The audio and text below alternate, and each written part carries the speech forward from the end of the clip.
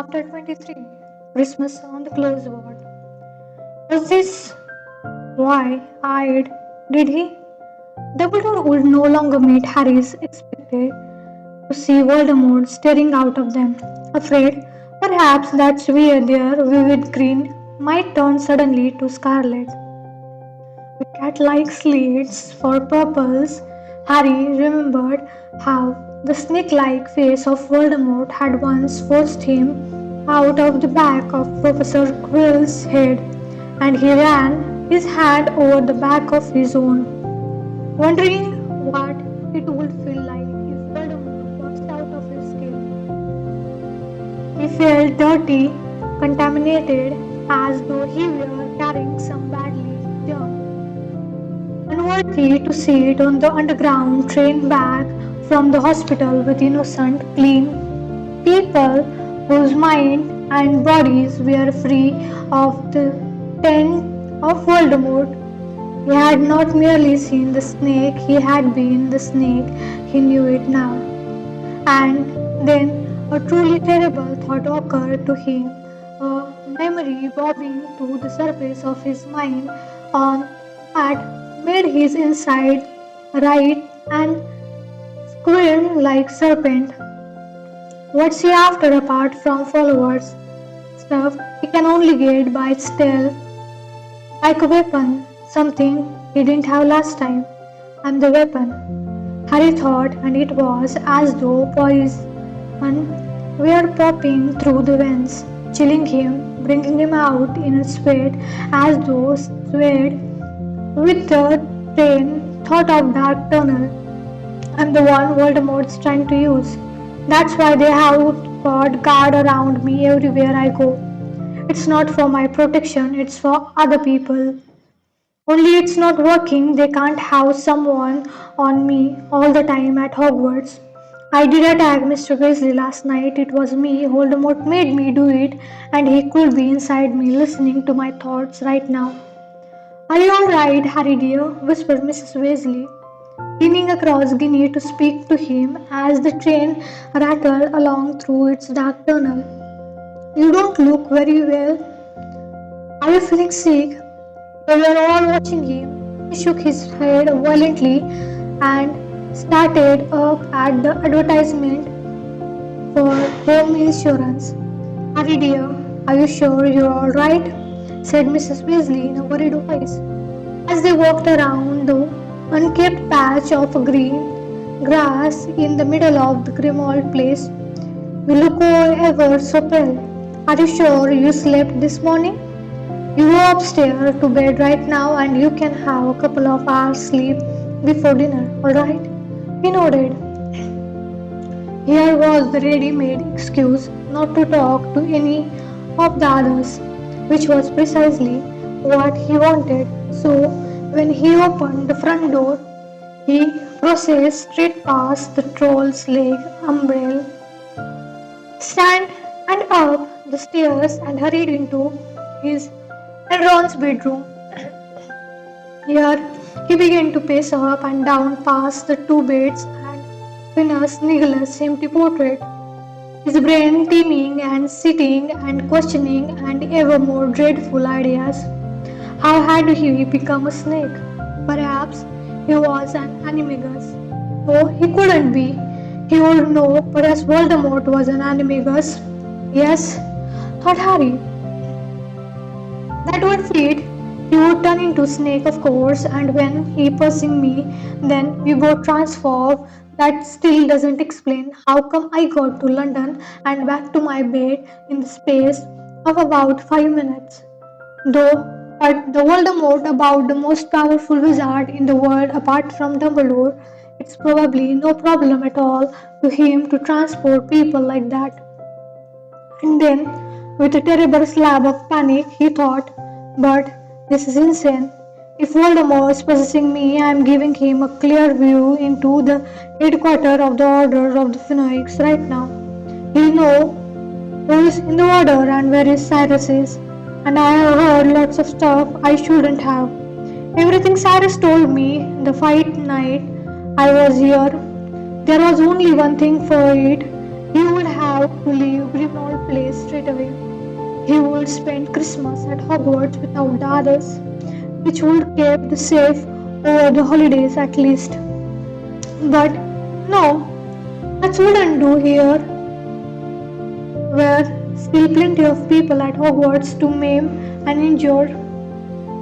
What if it was Seamus Dean or Neville next time? He stopped his pacing and stood staring at Phineas Nicholas' empty frame.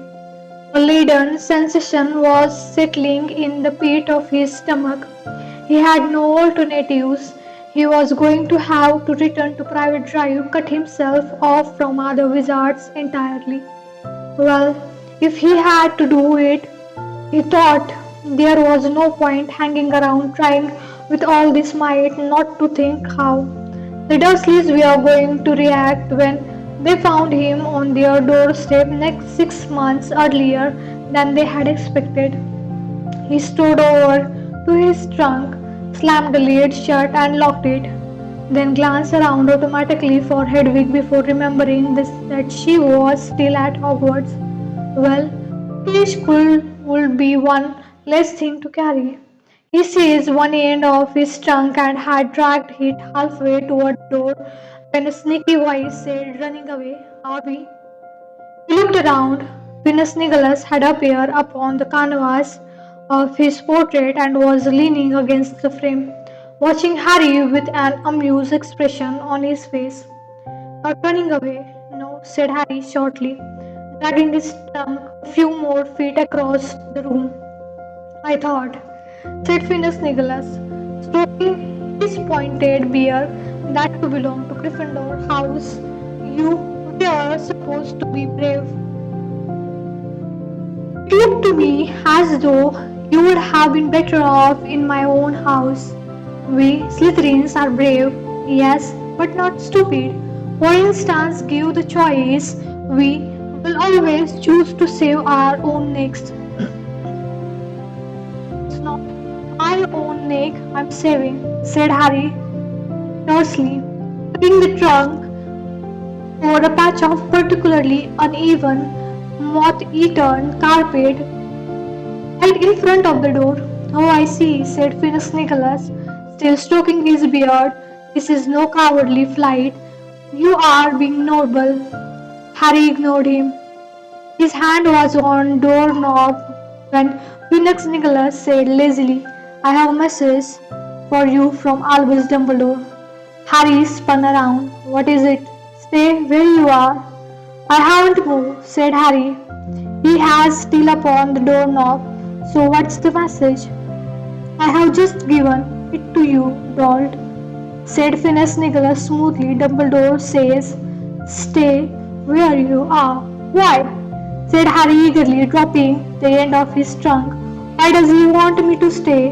What else did he say? Nothing whatsoever, said Phineas Nicholas, raising a thin black eyebrow as though he found Harry impatient. Harry's temper rose to the surface like a snake, rearing from the long grass.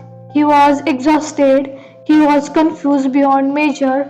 He had experienced terror, relief, and terror again in the last 12 hours, and still Dumbledore did not want to talk to him.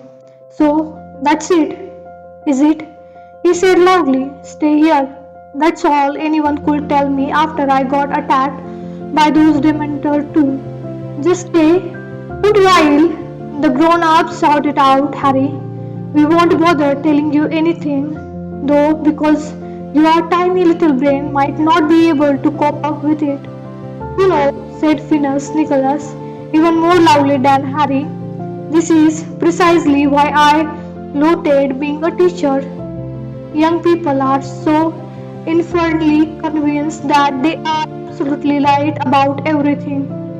Was it not occurred to you, my poor puff up Poppygia, that that might be an excellent reason why the headmaster of Hogwarts is not confiding every tiny detail of his plan to you? Have you never paused while feeling hard done by to know that following Dumbledore's order has never yet led you into harm? No, no, like all young people, You are quite sure that you alone feel and think. You alone recognize danger. You alone are the only one clever enough to realize what the Dark Lord may be planning. He is planning something to do with me then, said Harry swiftly. Did I say that? Said Phoenix Nicholas, idly examining his silk glove. Now, if you will excuse me, I have better thing to do than to listen to adolescents agonizing. Good day to you. He strode into his frame and out of sight. Fine, go then, Harry bellowed at the empty frame. And tell Dumbledore thank you for nothing. The empty canvas remained silent, fuming. Harry dragged his tongue back to the foot of his bed, then threw himself face down upon the moth-eaten cover, his eyes shut, his body heavy and aching. He felt he had journeyed miles and miles. It seemed impossible that less than 24 hours ago Chao Chang had been approaching him under the milestone. He was so tired he was scared to sleep, yet he did not know how long he could fight it. Dumbledore had told him to stay. That must mean he was allowed to sleep, but he was scared. What if it happened again? He was sinking into shadow. It was as though a film in his head had been waiting to start. He was walking down a desert corridor toward a plain black door, past rough stone walls, torches, and an open doorway onto a flight of stone steps leading downstairs on his left. He reached the black door but could not open it. He stood gazing at it, departed for empty. Something he wanted with all his heart lie beyond, a prize beyond his dream, if only his car would stop crackling, then he would be able to think more clearly. Harry, said Ron's voice from far, far away. Mom, since dinner is ready, but she'll save you something if you want to stay in bed. Harry opened his eyes, but Ron had already left the room. He doesn't want to be on his own with me, Harry thought, not after what he heard Moody say. He supposed none of them would want him there any more now that they knew what was inside him. He would not go down to dinner. He would not inflict his company upon them. He turned over onto the other side and after a while dropped back off to sleep. Waking much later in the early hours of the morning, with his inside aching with hunger, and Ron snoring in the next bed, squinting around the room, he saw the dark outline of Phoenix Nicholas standing again in his portrait, and it occurred to Harry that Dumbledore had probably set Phoenix Nicholas to watch over him in case he attacked somebody else. The feeling of being unclean intensified. He half wished he had not obeyed Dumbledore and stayed. If this was how life was going to be in Grimmauld Place from now on, maybe he would be better off in private trial after all. Everybody else spent the following morning putting up Christmas decorations. He could remember Cyrus never being in such a good mood. He was actually singing carols, apparently delighted that he was to have company over Christmas. Harry could not hear his voice echoing up through the door. It still and empty, drawing room where he was sitting alone in a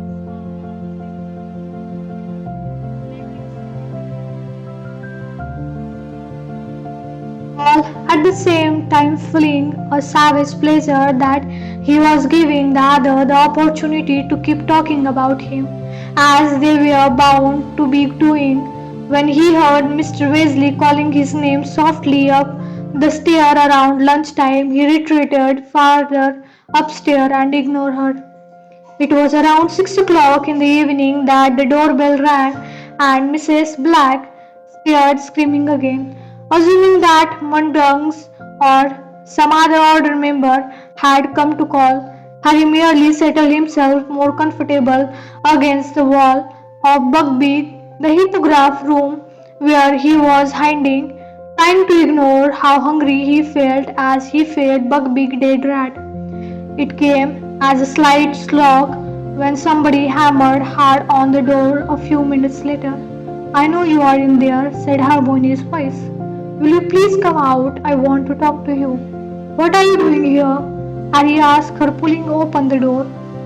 As Bugby resumed his scratching at the stew floor or any fragment of rat he might have dropped. I thought you were skiing with your mom and dad. Well, to tell the truth, skiing's not really my thing, said Harmony, so I have come for Christmas. There was snow in her hair and her face was pink with cold, but don't tell Ron that. I told him it's really good because he kept laughing so much. Anyway, Mom and Dad are a bit disappointed, but I have told them that everyone who is serious about the exam is staying at Hogwarts to study. They want me to do well. They'll understand anyway. She said briskly, let's go to your bedroom. Ron's mom lit a fire in there. She sent up sandwiches. Harry followed her back to the second floor. When he entered the bedroom, he was rather surprised to see both Ron and Ginny waiting for them, sitting on Ron's bed. I came on night bus, said Hermione earingly, pulling off her jacket before Harry had time to speak. Dumbledore told me about what had happened first thing this morning, but I had to wait for term to end officially before setting off. Umbridge is already leaving that you Lord disappear right under her nose, even though Dumbledore told her. Mr. Weasley was in St. Mungo's and he's given you all permission to visit. So she sat down next to Ginny, and the two girls and Ron looked up at Harry. How are you feeling? asked Hermione. Fine, said Harry stiffly. Oh, don't lie, Harry, she said impatiently. Ron and Ginny say you have been hiding from everyone since you got back from St. Mungo's. They do they?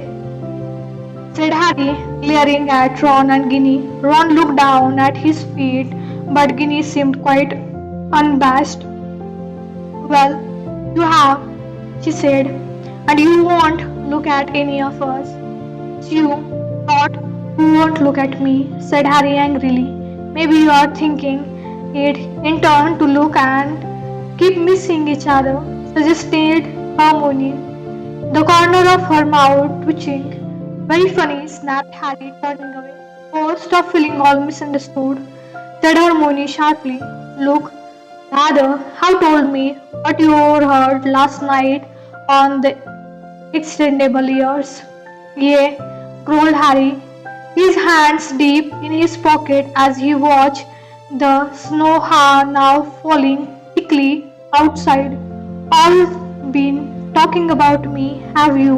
Well, I'm getting used to it.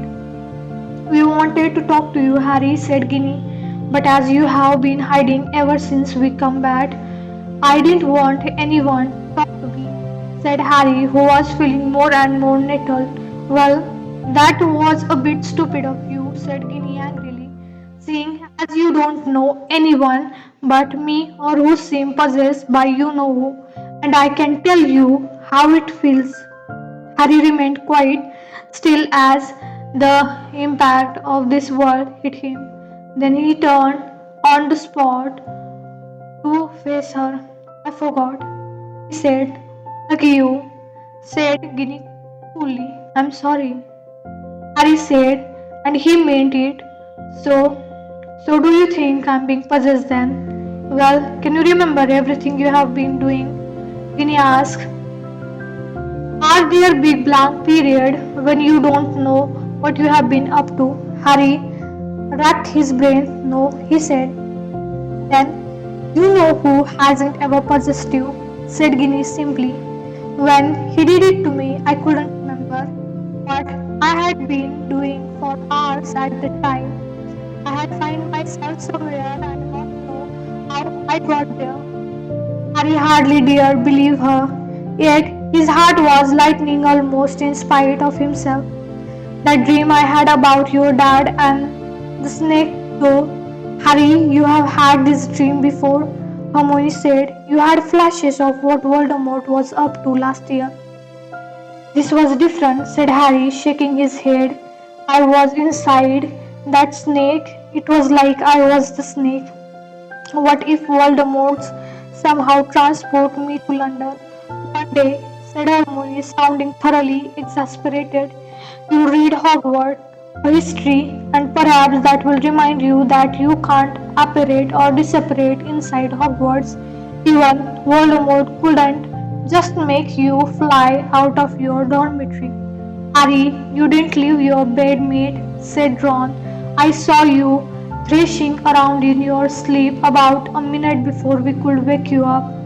Harry started pacing him and down the room again, thinking what they were all saying was not only comforting, it made sense. Without really thinking, he took a sandwich from the plate on the bed and crammed it hungrily into his mouth. I'm not the weapon after all, thought Harry. His heart swelled with happiness and relief, and he felt like joining in as they heard Cyrus tramping past their door toward Buckbeak's room, singing God rest ye merry Hippocrates at the top of his voice. How could he have dreamed of returning to Private Drive for Christmas? Cyrus' delight at having the house full again, and especially at having Harry back, was infectious. He was no longer their sullen host of the summer. Now he seemed determined that everyone should enjoy themselves as much, if not more than they could have done at Hogwarts, and he worked tirelessly in the run up to Christmas Day, cleaning and decorating with their help, so that by the end of they all went to bed on Christmas Eve. The house was barely recognizable. The tarnished chandeliers were no longer hung with the cobwebs, but with garland and holly and gold and silver streamers. Magical snow glittered in hell over the threadbare carpet, a great Christmas tree obtained by Mudunks and decorated with live fairies, blocked Cyrus' family tree from views, and even the stuffy elves had on that the hall all wore Father Christmas hat and beards. Harry awoke on Christmas morning to find the stack of parents at the foot of his bed and Ron already halfway through opening his own father's large file. Good haul this year, he informed Harry through a cloud of paper. Thanks for the broom compass, it's excellent. Beat Harmony, she's got me homework planner. Harry sorted through his present and found one with Hermione's handwriting on it. It has given him to a book that remember a diary expect that it said things like do it today or later you'll pay. Every time he opened a page, Cyrus and Lupin had given Harry a set of excellent book entitled Practical Defensive Magic and its use against the dark art, which had superb moving color illustration of all the conjuring counterjinks and hexes it described. Harry flipped through the first volume eagerly. He could see it was going to be highly useful in his plan for the DA. Hagrid had sent a Fury Brown Wallet that he found, which were presumably supposed to be an anti-theft device, but unfortunately prevented Harry putting and money in without getting this finger ripped off. Tongs present was a small working model of a firebolt, which Harry watched fly around the room, wishing it still had his full-size version. Ron had given him an enormous box of every flavored beans. Mr. and Mrs. Weasley, the usual hand-knitted jumper, some mince pies, and Dobby, a truly dreadful painting that Harry suspected had been done by Elf himself. He had just turned it upside down to see whether it looked better that way then.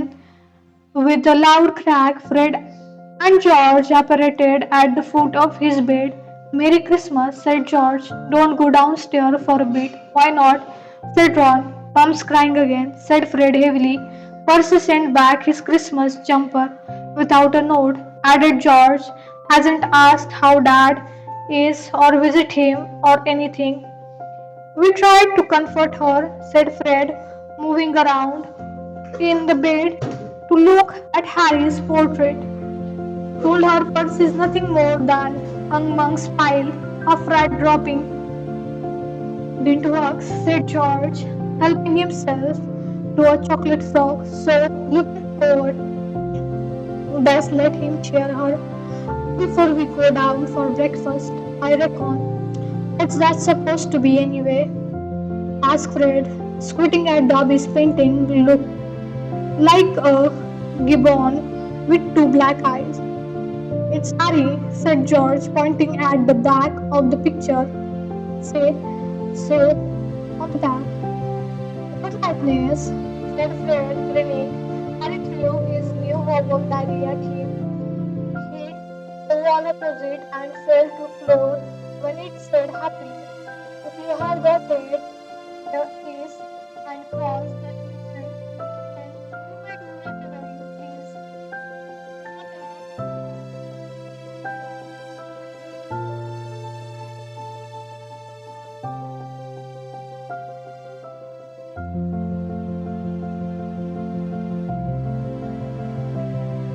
"Harmony, thanks for the book, Harry," she said happily.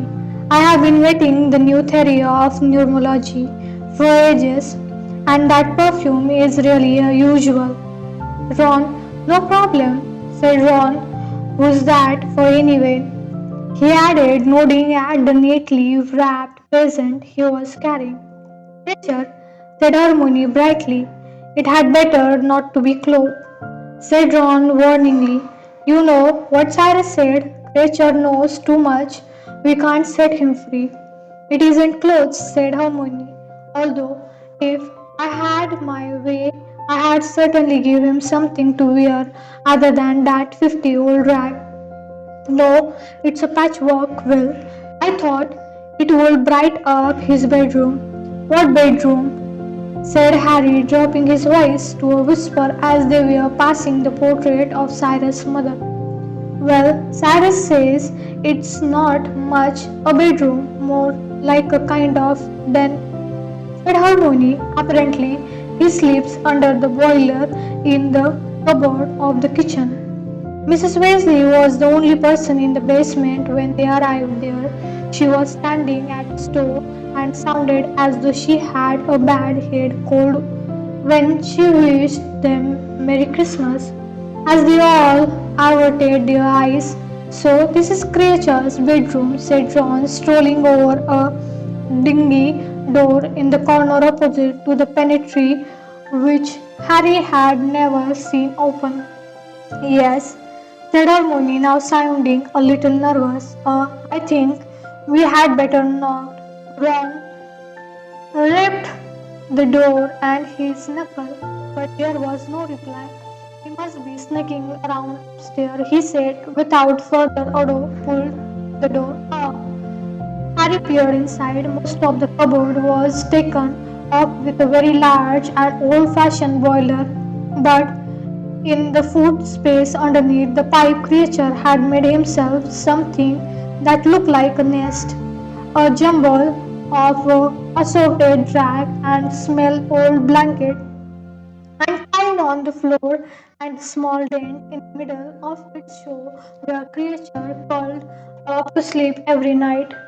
Here and there among the material were still bread crust and moldy old bits of cheese.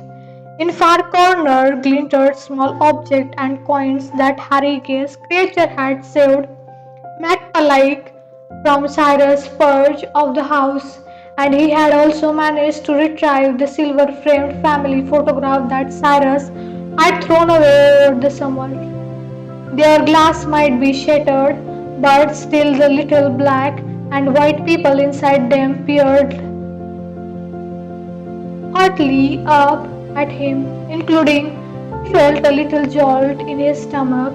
The dark, heavy-lidded woman whose style he had witnessed in Dumbledore's pensive Bellatrix Lavender.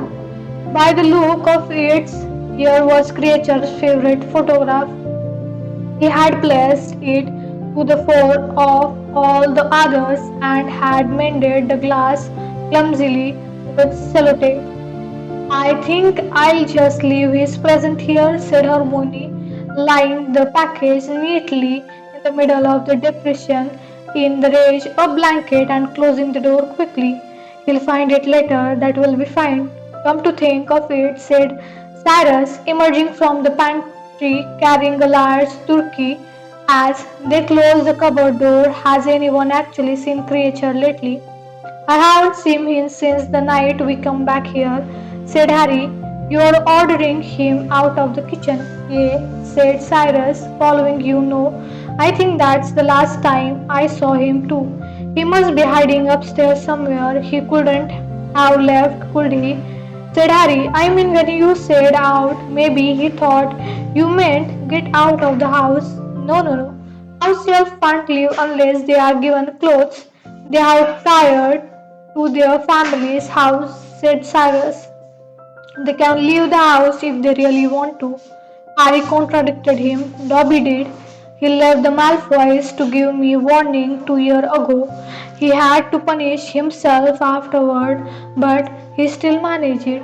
Cyrus looked slightly disconcerted for a moment, then said, I'll look for him later.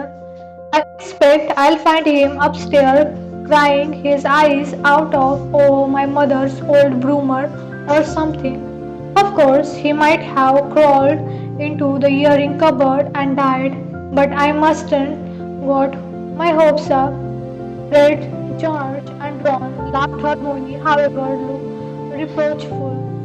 Once they had had their Christmas lunch, the Weasleys and Harry and Hermione were planning to pay Mr. Weasley another visit. Escorted by Mad Eye and Lupin, Muddings turned up in time for Christmas pudding and trifle, having managed to borrow a car for the occasion as the underground did not run on Christmas Day. The car, which Harry doubted very much had been taken with the knowledge or consent of his owner, had had a similar enlarging spell put on it as the Weasleys' old Fort Angelina, although normally proportioned outside 10 people with Muddings driven, they were able to fit into a quite comfortable Mrs. Weasley hesitated at the point of getting inside. Harry knew that her disapproval of Muddings was battling with her dislike of travel without magic. Finally, the cold outside and her children's pleading triumph, and she settled herself into the back seat between Fred and Bill with good grace. The journey to St. Mungo's was quite quick as there was very little traffic on the road. A small trickle of witches and wizards were creeping furtive up the otherwise deserted street to visit the hospital. Harry and the other got out of the car and Muddings drove off around the corner to wait for them. They strolled casually toward the window where the dummy in green nylon stood, then, one by one, stepped through the glass. The reception area looked pleasantly festive. The crystal orbs that illuminated St. Mungo's had been turned to red and golden so that they became giant glowing Christmas baubles, holly hung around every doorway, and shining white Christmas trees covering in magical snow, and icicles glittered in every corner, each topped with gleaming golden star. It was less crowded than the last time they had been there, although halfway across the room Harry found himself shuttered aside by which with a walnut jammed up her left nostril. Family argument, yea, screamed the blonde witch behind the desk. You are the third I have seen today. Spell damage, fourth floor. They found Mr. Weasley propped up in bed with the remains for his turkey dinner on the tray in his lap and rather sheepish expression on his face. Everything all right? Arthur asked Mrs. Weasley after they had all greeted Mr. Weasley and handed over their presents. Fine, fine, said Mr. Weasley a little too heartily. You haven't seen Hiller Smackwack, have you? No, said Mrs. Weasley suspiciously. Why? Nothing, nothing, said Mr. Weasley eagerly, starting to unwrap his pile of gifts. Well, everyone had a good day. What did you all get for Christmas? Oh, Harry, this is absolutely wonderful. For he had just opened Harry's gift of wire and screwdriver. Mrs. Weasley did not seem entirely satisfied with Mr. Weasley's answer. As her husband leaned over to snake Harry's hand, she peered at the banging under his nightshirt. Arthur, she said with a snap in her voice like a mousetrap, where had your bandage changed? Why have you had your bandage changed a day earlier, Arthur? They told me they wouldn't need doing until tomorrow. What? Said Mr. Weasley, looking rather frightened and pulled the bed cover up to chest. No, no, no, it's nothing. It's I. He seems to default under Mrs. Weasley's firing gaze. Well, now you don't get upset, Molly, but Augustus Spy had an idea. He's a trainee healer, you know, lovely young chap, and very interested in complementary medicine. I mean, some of these old muggle remedies, well, they are called stitches, Molly, and they work very well on muggle wounds. Mrs. Weasley let out an ominous noise somewhere between the shriek and sneer. Then strolled away from the bed and over to the werewolf, who had no visitor and was looking rather wishful at the crowd around Mr. Weasley. Bill muttered something about getting himself a cup of tea, and Fred and George leaped up to accompany him, grinding. Do you mean to tell me, said Mrs. Weasley, her voice growing louder with every word, and apparently unaware that her fellow visitors were scoring for cover, that you have been messing about with the muggle remedies? Not messing about, Molly, dear, said Mr. Weasley imploringly. It was just something Pi and I thought we who have done try. Only, most unfortunately, well, with this particular kind of wound, it doesn't seem to work at all as we had hoped. Meaning, well, I don't know whether you know what stitches are. It won't sound as though you have been trying to sew your skin back together, said Mrs. Weasley with a sort of mirthless laughter. But even you, Arthur, wouldn't be that stupid. I fancy a cup of tea too, said Harry, jumping to his feet. Hermione, Ron, and Ginny almost sprinted to the door with him as it swung closed behind them. They heard Mrs. Weasley shrink. What do you mean? That's the general idea.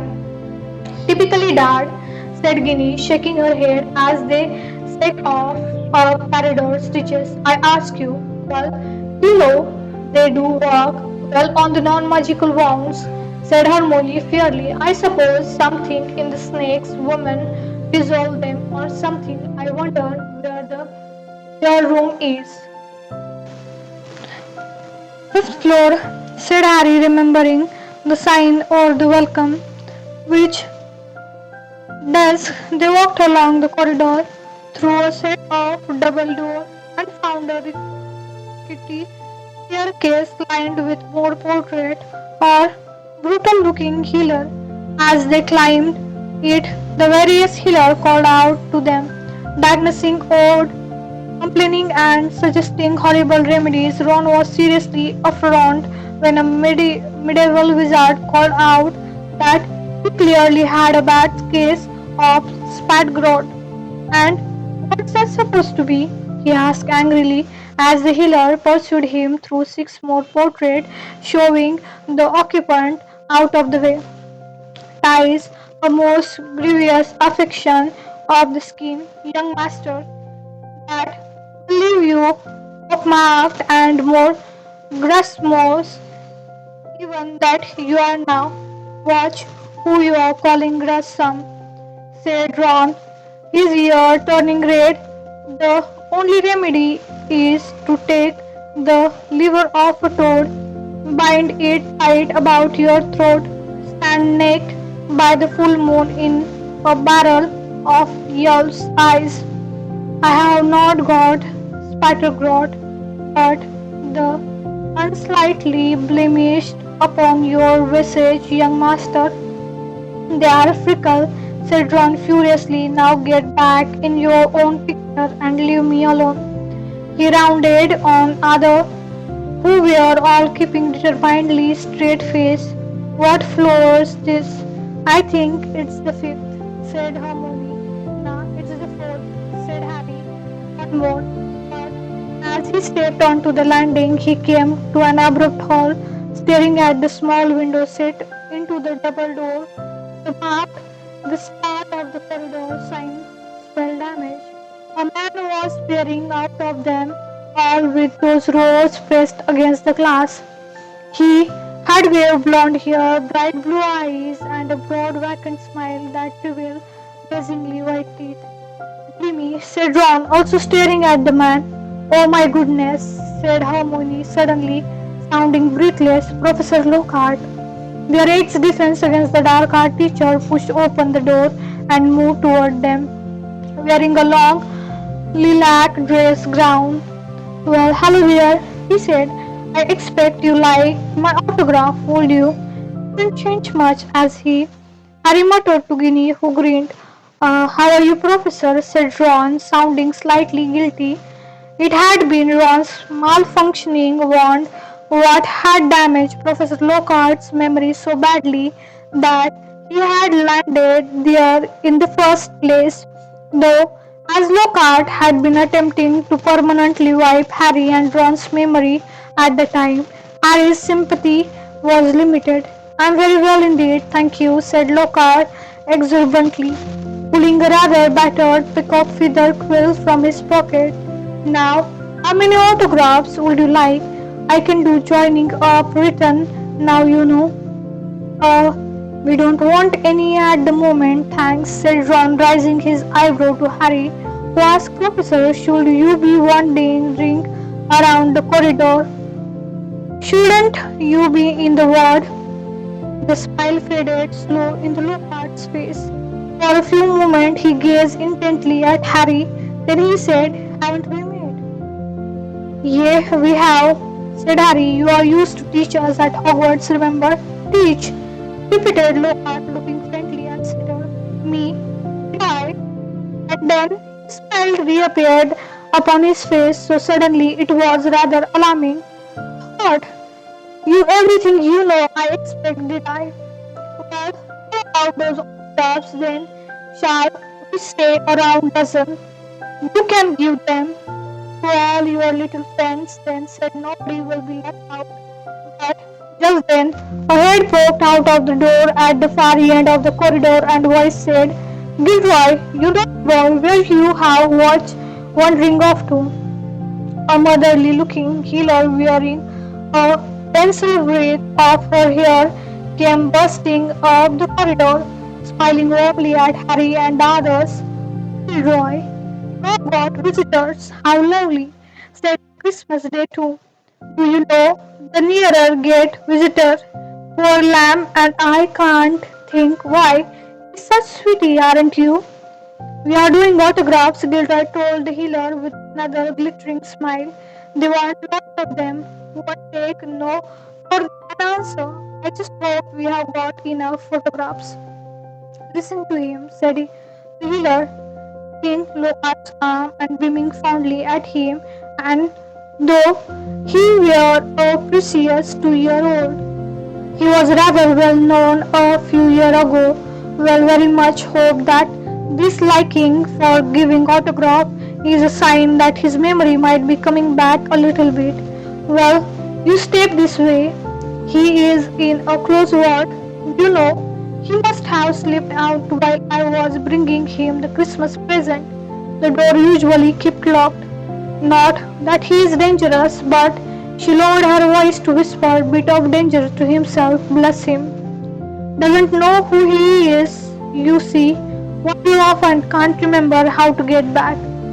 It is nice of you to have come to see him, said Ron, gesturing useless at the floor above.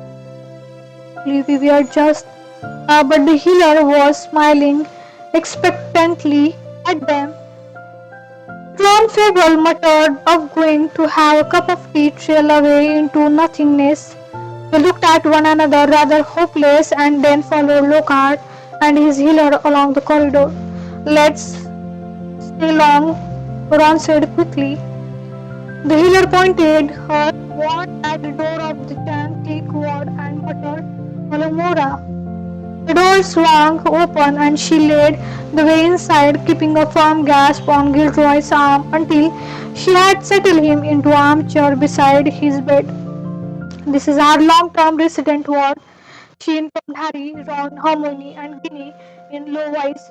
For permanent spell damage, of course, with intensive remedial potion and charms and a bit of luck, can produce improvement. Gilroy does seem to be getting back some of sense of himself. Do you have seen a real improvement in Mr. Bode? He seemed to be regaining the power of speech very well. Though he isn't speaking any language we recognize yet. Well, I must finish giving out the Christmas present. I'll leave you all to start. Harry looked around.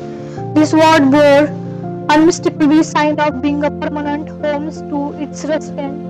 They had many more personal effects around their beds than in Mr. Weasley's ward. The wall around Gilderoy's headboard, for instance, was prepared with a picture of himself all beaming toothly and waving at the new arrivals. He had autographed many of them to himself. He disjoined childish writing. This moment he had been deposited in his chair by the healer. Gilroy pulled a fresh stock of photographs toward him, seizing a quill and started singing them all visibly. You can put them in envelope, he said to Ginny, throwing the signed picture into her lap one by one. As he finished them, I am not forgotten, no, I still receive a very great deal to fan mail. I just wish I know why. He paused, looking faintly puzzled, then beamed again and returned to his singing with renewed vigor. I suspect it is simply my good looks. A sallow-skinned, mournful-looking wizard lay in the bed opposite, staring at the ceiling. He was mumbling to himself and seemed quite unaware of anything around him. To bed along was a woman whose entire head was covering the furry Harry. Harry remembers something similar happened to Hermione during the second year, although fortunately the damage in her case had not been permanent. At the far end of the ward, flowery curtains had been drawn around to bed to give the occupant and their visitors some privacy. Here you are, Agnes, said the healer brightly to the fury-faced woman, handing her a small pile of Christmas presents. See, not forgot are you, and your son sent an owl to say he's visiting tonight, so that nice, isn't it? Agnes gave several loud barks. And look, Roderick, you have been sent a potted and a lovely calendar with a different fancy hippogriff for each month. They'll bring things up one day, said the healer, bursting along to the mumbling man settling a rather ugly plant with long swing tentacles on the beside cabinet and fixing the calendar to the wall with her wand. And, oh, Mrs. Longbottom, are you leaving already? Harry's head spun round. The curtain had been drawn back from the two beds at the end of the ward, and two visitors were walking back down the aisle between the bed. A formidable looking old witch wearing a long green dress, a moth eaten fox fur, and a pointing hat decorated with what was unmistakably a stuffed vulture, and trailing toward behind her looking thoroughly dressed Neville. With a sudden rush of understanding, Harry realized who the people in the end of must be. He cast around wildly for some means of distracting the other, so that Neville could leave the word unnoticed and unquestioned. But Ran had looked up at the sound of the same long bottom too, and before Harry could stop him, called Neville. Neville jumped and cowered as though a bullet had narrowly missed him. "It's us, Neville," said Ron brightly, getting to his feet. "Have you seen Lockhart here? We've been visiting friends of yours, Neville dear," said Neville's grandma, graciously bearing down upon them all. Neville looked as though he would rather be anywhere in the world but here. A dull purple flush was creeping up his pale face, and he was not making eye contact with any of them. "Yes," said his grandmother, looking closely at Harry and streaking out of shriveled clock-like hand for him to shake. "Yes, yes, I know who are you. Of course, Neville speak most highly of you." "Ah, thanks," said Harry, shaking hands. Neville did not look at him, but stared at his own feet, the color deepening in his face all the while. "And you two are clearly Weasleys," Mrs. Longbottom continued, proffering her hand rearly to Ron and Ginny in their turn. "Yes, I know your parents not well, of course, but fine people, and you must be Hermione Granger." Hermione looked rather sadder than Mrs. Longbottom knew her name, but shook hand all the same. "Yes, Neville told me about you helped him out of the few sticky spot, haven't you? He's a good boy," she said, casting a sternly appraising look down her rather bony nose at Neville. "But he hasn't got his father's talent, I'm afraid to say," and she jerked her head in the direction of the two beds at the end of the ward, so that the stuffed vulture on her hat trembled alarmingly. "What?"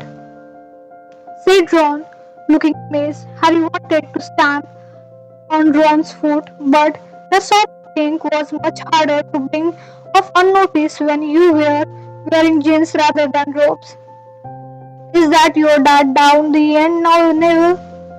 "What's this?" said Mrs. Longbottom sharply. "Haven't you told your friend about your parents, Neville?" Neville took a deep breath, looked up at the ceiling, and shook his head.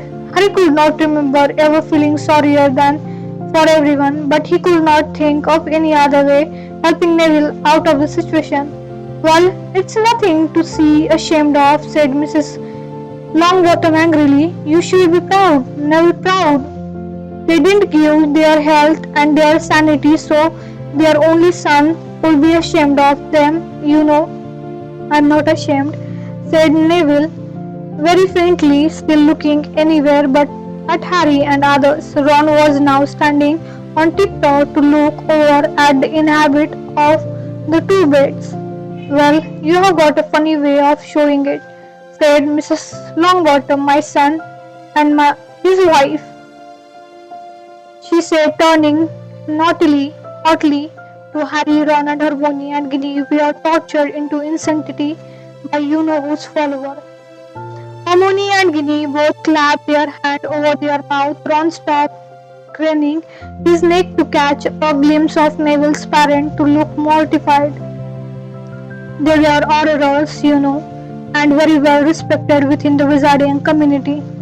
Mrs. Longbottom went on, "highly gifted, the pair of them." "Ah, yes, Alice dear, what is it?" Neville's mother had come edging down the ward in her nightdress. She no longer had her plump, happy-looking face. Harry had seen in Moody's old photograph of original Order of Phoenix. Her face was thin and worn now, her eyes seemed over-large, and her hair, which had turned white, was wiped or dead-looking. She did not seem to want to speak, or perhaps she was not able to, but she made timid motion toward Neville, holding something in her outstretched hand. "Again," said Mrs. Longbottom, sounding slightly weary. "Very well, Alice, dear, very well. Neville, take it, whatever it is." But Neville has already stretched out his hand, onto which his mother dropped an empty drawable blowing gum wrapper.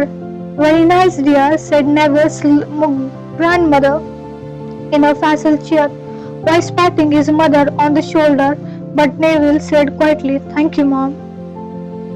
His mother tottered away, back up the ward, humming to herself. Neville looked around at the others, his expression definite, as though daring them to laugh. But Harry did not think he had ever found anything less funny in his life. "Well, we had better get back," sighed Mrs. Longbottom, drawing as a long green gloves. "Very nice to have met you all, Neville. With that wrapper in the bin, she must have given you enough of them to prepare your bedroom by now." But as they left, Harry was sure he was Neville slipped the wrapper into his pocket. The door closed behind them. "I never knew," said Hermione, who looked fearful. "Nor did I," said Ron rather hoarsely. "Nor me," whispered Ginny. They all looked at Harry. "I did," said Flappily. "Dumbledore told me that I promised I wouldn't mention it. That's what Bellatrix Lestrange got sent to us for using to shatter Scott on Neville's parents until the last day of the end. Bellatrix